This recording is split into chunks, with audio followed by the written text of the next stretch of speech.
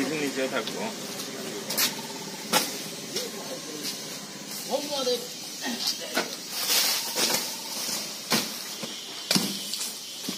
এবার এই সাইডে এদিকে লই আইলে সাথে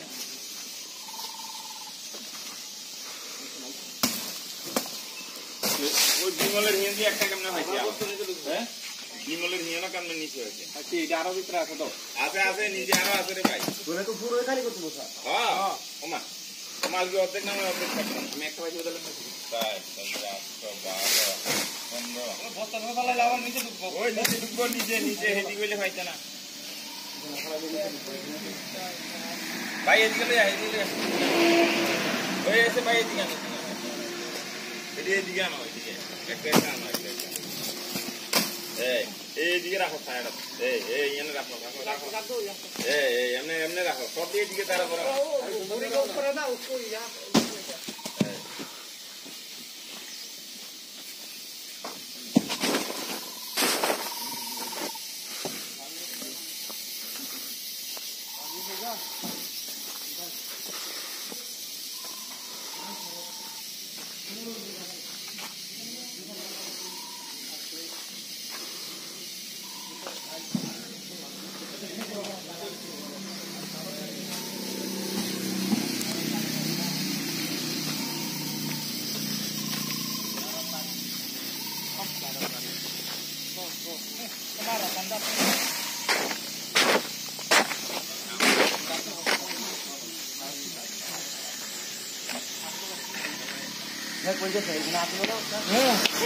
নিচে নাই রঞ্জন, এই রঞ্জন ভাই আমি একটু পরে।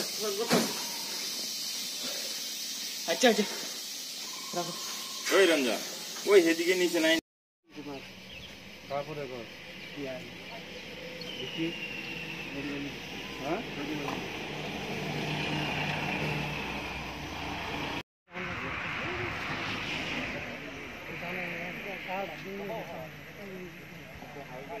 হ্যাঁ আমরা এদিকে আগে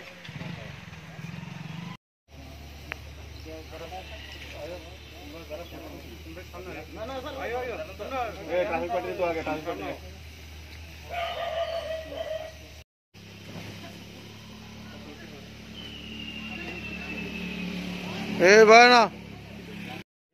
আমরা তেলিয়ামুড়া পিএসের আন্ডারে হাওয়াই বাড়িতে আমি আর হইল তেলিয়ামুড়া পিএসের স্টাফ এবং তেলিয়ামুড়া ট্রাফিক ইউনিট স্টাফ আর ডিএসপি ট্রাফিক স্টাফ সবাই মিলে আমরা আজকে হাওয়াই বাড়িতে চেকিং করি।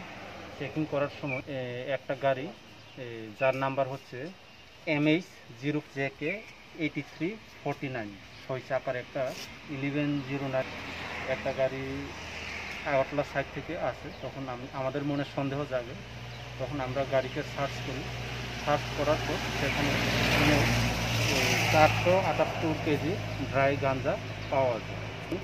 তখন সঙ্গে সঙ্গে আমরা এই গাড়িতে ড্রাইভার সহ খালাসি মোকাম, যাদের নাম হচ্ছে রাম বিনয় শর্মা, বাড়ি হচ্ছে উত্তরপ্রদেশ, সন্তোষ কুমার যাদব, বাড়ি হচ্ছে উত্তরপ্রদেশ, আরেকজন হচ্ছে কপিল কুমার কর্ণ, তার বাড়ি হচ্ছে বিহার। আমরা তাদেরকে অ্যারেস্ট করে নিয়ে যাই। এবং বাজার মূল্য কত?